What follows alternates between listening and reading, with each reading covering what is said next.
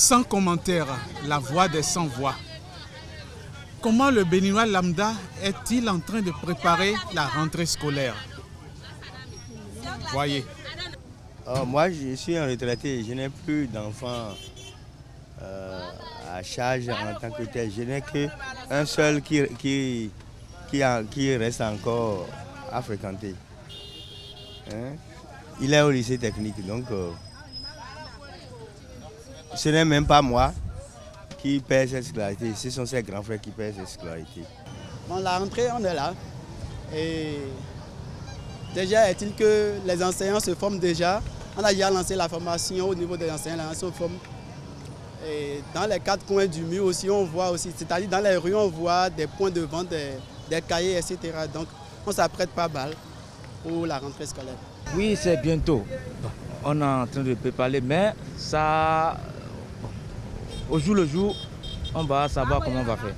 Nous avons des difficultés à vendre. C'est parce que nous sommes la période où les parents achètent les fournitures à leurs enfants. Donc, ce qui fait que on n'arrive pas à vendre. La rentrée, ça prête bien. On s'habitue un peu. Mais moi, je ne suis pas encore prêt. À payer si c'est 2 paquets, 1 paquet, ainsi de suite, jusqu'à la rentrée, je n'ai pas assez de problèmes. Donc moi, j'ai fini avec la rentrée. Moi, je ne suis pas un élève. J'ai déjà laissé ça pour rester ici, pour vendre ici. Oh, vraiment, cette année-là, on ne comprend plus rien. Ça ne va pas. Hein. Ça, c'est vrai. Avant, là, on vendait bien, mais normalement, la rentrée reste 2 semaines là. Normalement, on doit avoir de l'affluence. Mais maintenant, là, goutte à goutte, c'est pas bon.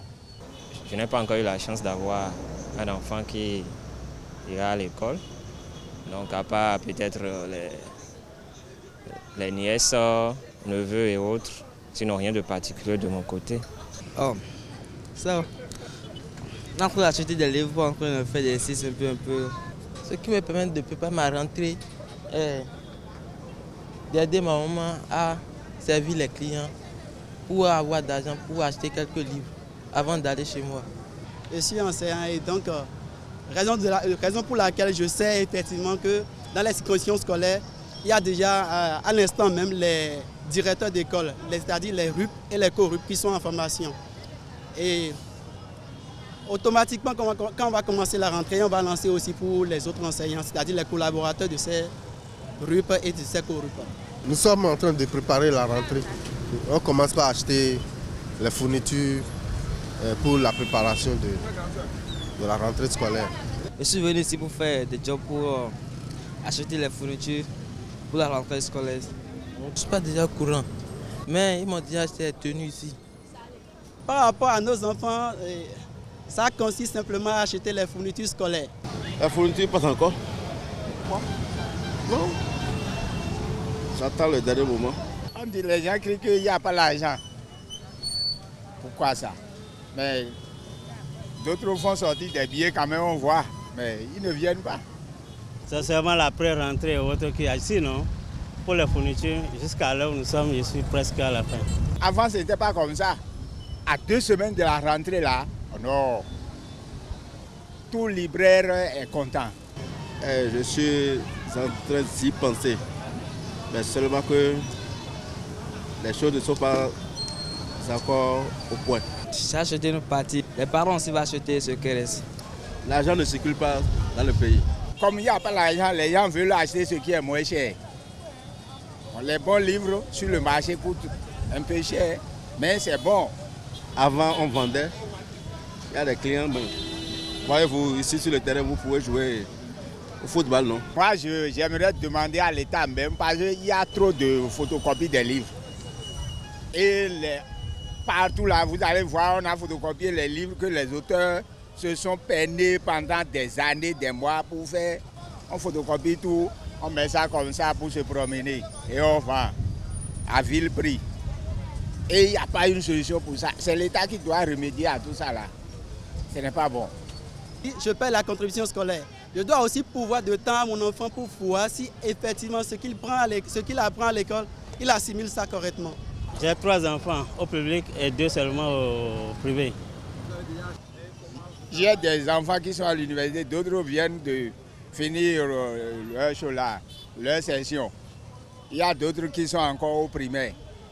Donc il faut acheter les cahiers. Moi-même, je n'ai pas l'argent. Voilà. C'est comme le sang qui circule dans l'organisme. Mais on ne peut pas dire, à cause de cela, on va passer à la rentrée des enfants.